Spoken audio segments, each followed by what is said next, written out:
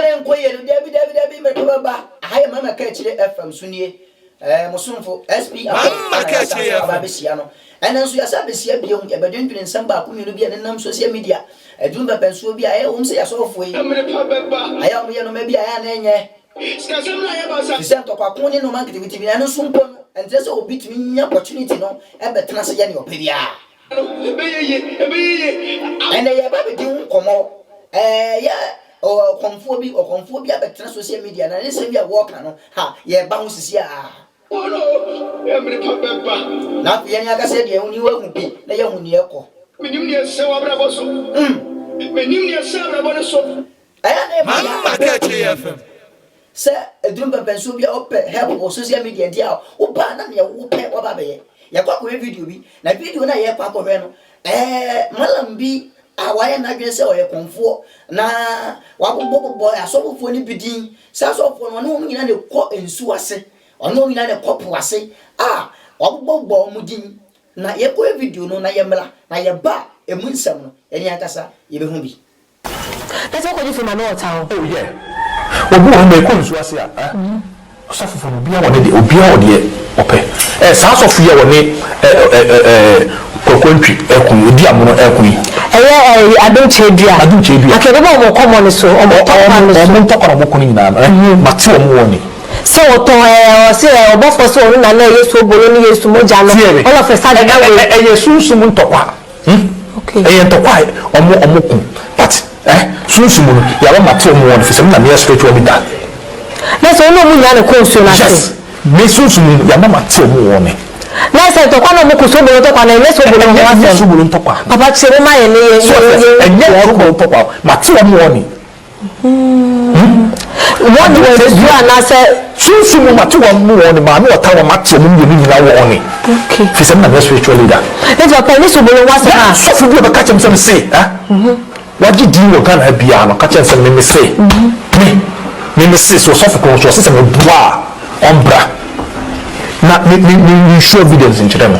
Wow, evidence now. Yes, me show evidence. Me to me. Me permission. Free. Papa best baba so for 5 day awu to mo ko na say. Sa mo ko to kwa nyina mo nyina me no mo nyina ko nsu ase. Ba di ko bi ka ho, na jogezi ka ho, wo pam wo ka ho. Na Francisco ate Francisco on the boat one ankasa no menino asa akọ efu ba bi tomoso Francisco ate papa me wadwire mo say menino ankasa ko tomoso Francisco ate akọji tomo e wo bolga abo ni kasa de mo ntimi ngulam sa ana Francisco ate boso mi nsu wo na de ma ya wo ya abotai akọ so no e wo ba ho e be na mamre what one more yana until me catch him say dia boso so cheche Ghana but the mama so for the tofutu ekumoni mama what tofutu ekumoni and that obi abrichi wa bra e so for na dada no no was bia o ma me na yo but you feel enkomi na wo feel obi no wo feel enkomi wo obi no feel busu wo but nam say ne moto sa mo nyema ni asa wo nti enne bra mo bre Uso bi biemu ana agiegu no tsara wa to suffer so ana obu was spiritual knowledge no woni nyina na e obabi fie no masem but ya suffer for no ade ahwe untimi fa bible and fan sample go so e ma ni yida but me e de ensa egugu so obabi fie spiritual knowledge no suffer the breaking spiritual knowledge papa na wa me be e konfo chemaye to kwa no e sibie apem na mo wona na o de kwa yele ti a no wata mama na mo woni fi se me na me grand master ka me wo asase so papa ti e me so ma sempa de pote pa na me de to kwa de papa ti e me so ma sempa de pote pa na me de to kwa de ba ye e ko so no adin che bi a so wura sunsun ma ko fi e leader e che no a pass of side sa so wura sunsun ma ko fi e leader okay e che adin che bi a but won ko so no so kire say ono na ye emisuo no ono ye kwani but ye fam so asem sunsun mu no ko konfi ono na leader boss of for side there on the leader. Okay. Until they talk about first no me will be and I'm a leader. I'm not you call meeting and the aso for side man. But if I say me spiritual side there, I come for side there. Leader. Okay, let's say wow video ya won. Ghana ha obia tumi nya na obe. Obia tumi ya de obe. SPA pe o say yen dem bia nkire no. Asofo no wo mudin no, obofo rebe no obofo. Wabo udin wo mo. Francis Martin wabo udin wo mo. E wo say e free sabre di koya. Momma sa konforo be yina no. Me da sa. Ni so bo wa sa. So fu bi be catch him say, waji di wo Ghana bia no catch him me say. Me say so kon so say me bua ombra. Na me show evidence in channel. Wow, evidence now. Yes, me show evidence. Me to me. Me give permission. Free. Papa be grab one brother be yina no. E di ba pa na wo betimi aka se wo abosom ne di kan se o man Ghana se. Ansa na nyamesom ba. Why ka kire wo? Remember for some one to remember be yan na sa asam na abrante ne ka no. Ana se wo konfo ne ka no. Na se no kure todo. Me da se Kristo sum no e bai. Na nyame ba ansa na ewiase so ye be hu wiase abode e. Ani no se na amen. Mama KaakyireFM. Ana ene ye bi mo a utumi tenase eye ne wo ba bia. Utumi tenase e ka asem bo utim na wo bomba infodin. Wo bomba infodin. Wo bon e die ho hia because of say wo training di. We no mo ko so na say. Sa mo ko to kwa nyina wo nyina me no nyina ko nsu ase. Ba di ko ka ho na jogezi ka ho wo pam wo ka ho. Na Francis Kwate. Francis on kwade on the boat on ankasa de on ankasa no meni no asa akọ efe ba bi tomoso Francis Kwate. Papa me no dwure mo say meni no ankasa ko tomoso Francis Kwate akọ di tomo bosom tomo e wo boleka abo ni kase bi mo ntimi ngulam sa ana Francis Kwate bosom ni nsu wo na de ma ya wo ya abotai akọ so no e wo ba ho e be na mamre.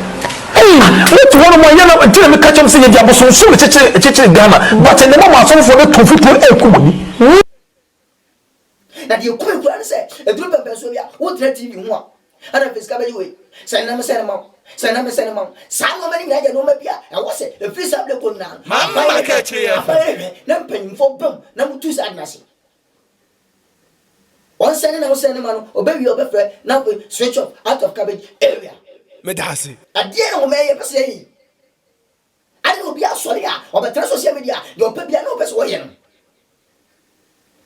enti wo ma wo bobɔ mudin no da bio ade ta bobɔ mudin sei enti se man tumi a ma me yi ho no na man tumi ne abrante na ka bibi na abrante fa no dia na se mo SPA audio na me tiri se nya no kulinti no e kwan bia so na mo do be so ma so fo so ko duabu aya mo ntwa mo nko na obi anya bia beka tokwa ni nyina so wa dan no na obofo rebe na bofo afi woni adumche na afi ntokwa nko e be na obi nya bi meka na wanya ni obe yesra mu e free sabre de ko sa sen na men sen ma sa TV so no ma na ehunyam na nya abai mo hwe na munguro MPP NDC mo hwe na munguro mama KaakyireFM mo kasam na ngu sa sen na men sen ma TV station no ma mfra biala nim sa ma mekan SP me ho baba tan na me mfa me ho na baba tan no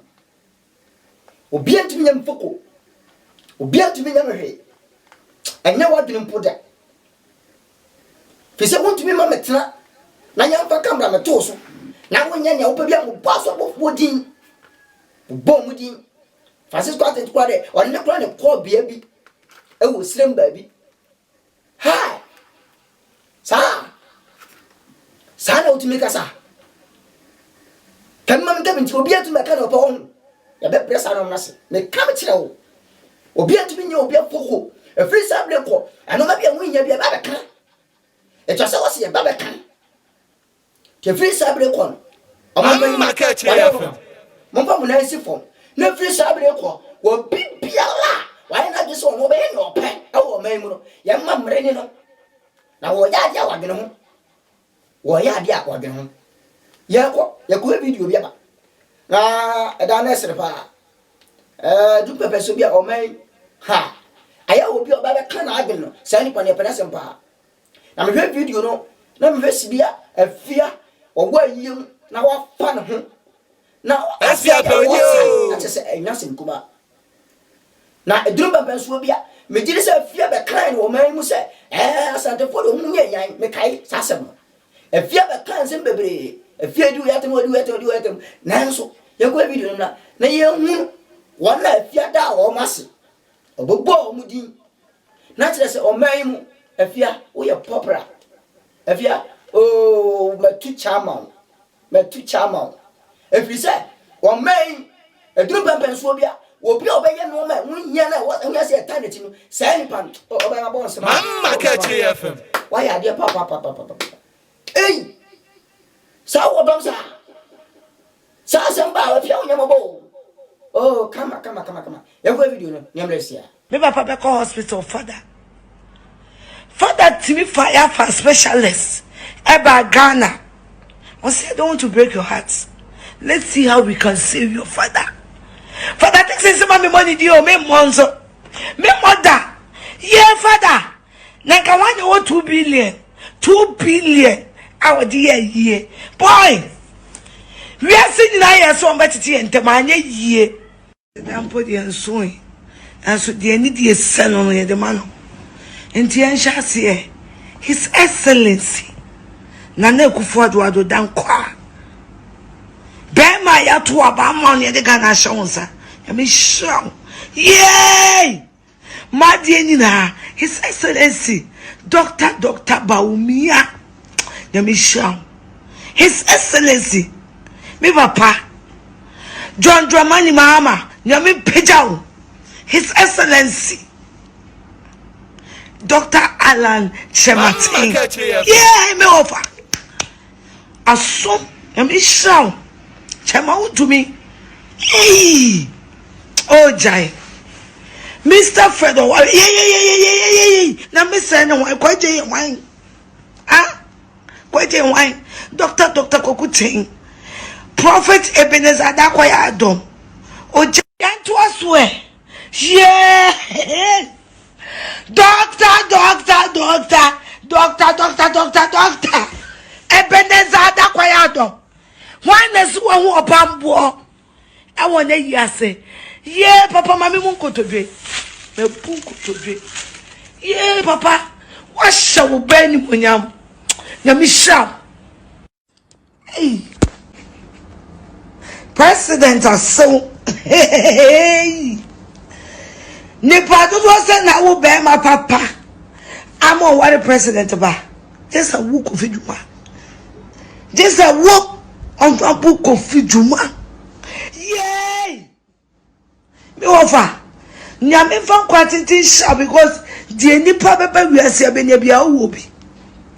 Nyame fan quantity an odin wom. Ne diwumre. Ne diwuna. Nyame nyo kese. Ghana Limited. Yay! Yay! Offer. Nyame fa enkwan sha. Wa video se hu bi enipa omo ko afia ayase omo nyina ya sandefo enipa kakra bi na nya sandefo hwe eduru bebe so bi ahun se wusisu a mo oni ntra woni nton me dase emna bi atom mi hu se afia woni Trindonas no me hu se omo kokun na so afia wa dia obeye no che se ani Trindonas pe munyina munya sanu man atem didi e munyia ense ma munyia enso wo wie no pese wo da ase wo video hu so mama KaakyireFM na me ka ma sembi emla na benadnya busop wate ase kai wa men kai busuan yawo sabi pa wate ase no emla wo ka ba bi na ka sampo no wate ase kura no na ni pare wo se le pua no na wo ka ba bi ni kura no mumusa wo se ni pare wo se ana gbowura ho sadi we na ko kan wo yasem no afia pe onyo ye na me de anyame so e ka cho mo ate efiri sabre ko no afia bravom enkoma nyina no empemfo no manyi wo ama o mo bai ebe ye bibia kama ma wo si wan sia wo wo bi ubondi wo wan sia kwa me despot nko wi so what me aka ni nyina dia ene wan ye boni ye yate na mom sa wa no ya no wa no ya no ense mu na ya na di ba bia wo di no e free sable kofia jai na ma woni na ho na ma bibia nso tumi adim na mom emfa fia dia me ya odi because wo dia fia dia me ya odi be do odi do kon kwa me dasi e fia dia ya di na chi ba bia na go ne ya di wachi enti kwaye ya faso ya kasa wo ye mam e kwaye ya faso ya nsuasi bia wo se ya kasa na ye mu panyini bia ne ne panyini kasa ya kasa sa ne epe bia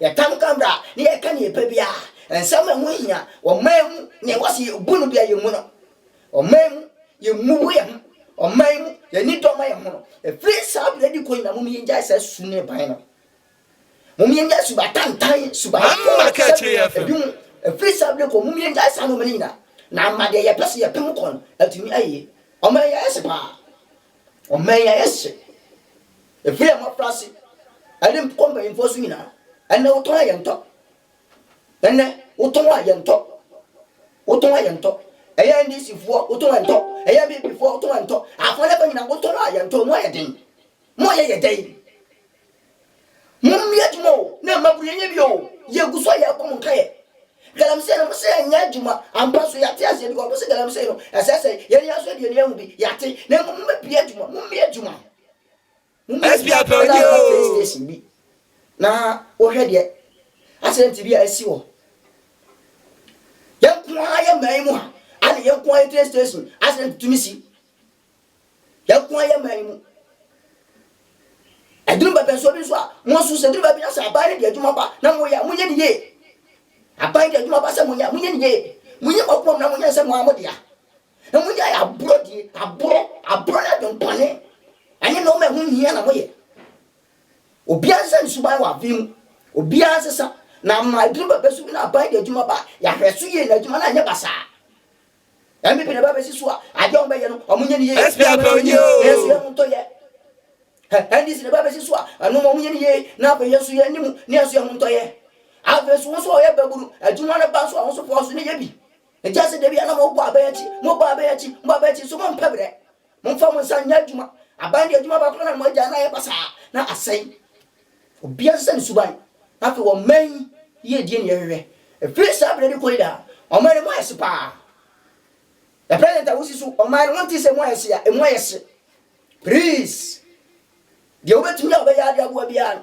ya fa boa afi de won si so o man mo yesi mo so nkuta mo de bia mo so betumi de agu na kwam bia na no ma so tu edi mo so mo nya mo fa moa free sabre ko no man ti me fa ntuma Mama KaakyireFM etum abam obia won si bia obekasa chindonas edi ka ba so first one me say o kasa na ya o kasa watam didie no eno enko hwe da ben na wudi atam ansem obeka ye won se sansem ya ye ho adwuma da atam didie mani pa nko danim atam didie mani pa nko danim the free sabre ko eni ammo bia oguso a wo ye bia jai am warning you e catch up jai na manoma tumi adim o man ga na ye na ya dia eti mo o man fa ntuma pemfra na ma bibia nso tumi awie pe da wase makrawo bye bye